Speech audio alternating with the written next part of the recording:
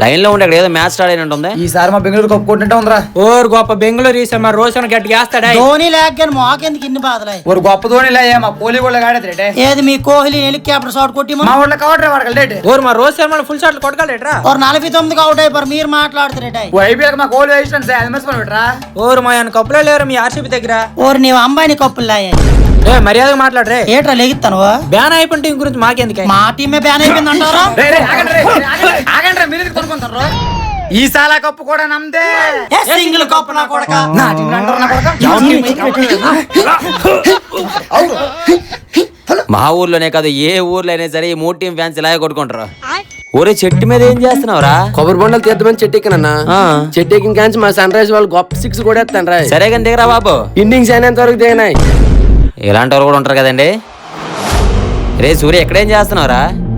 ఏంట్రా అలా ఉన్నావు? ఏమైంది? మన మ్యాచ్ లో చాలా అమౌంట్ లాస్ అయిపోయినా. ఏంట్రా మ్యాచ్ మీద డబ్బులు కట్టావా? అంటే డబ్బులు అవుతాయి అంటే. అరే మ్యాచ్ అనేది ఒక ఎంటర్టైన్మెంట్ రా, దాన్ని చూసి మనం ఎంజాయ్ చేయాలి. గంటలో డబ్బులు అవ్వడం ఏంట్రా? చాలా ప్రాబ్లం ఉందన్న, ఇంటర్నెట్ కూడా కట్టలేదు. సరే కొంత అమౌంట్ ఇస్తాను, మేనేజ్ చేయి. జాబ్ కూడా మానేసావు కదా, నువ్వేమంట ఇస్తావా? అరే నేను ఇలా జడ్డాను అనుకున్నావా? ఇప్పుడు డబ్బులు పెడితే రేపు డబ్బులు అయ్యేలా ఆలోచించడానికి 5 years బ్యాక్ ఒక ఎన్ఎఫ్ఓ లో ఇన్వెస్ట్ చేశాను రా. ఇప్పుడు అవి మంచి రిటర్న్స్ వచ్చాయి.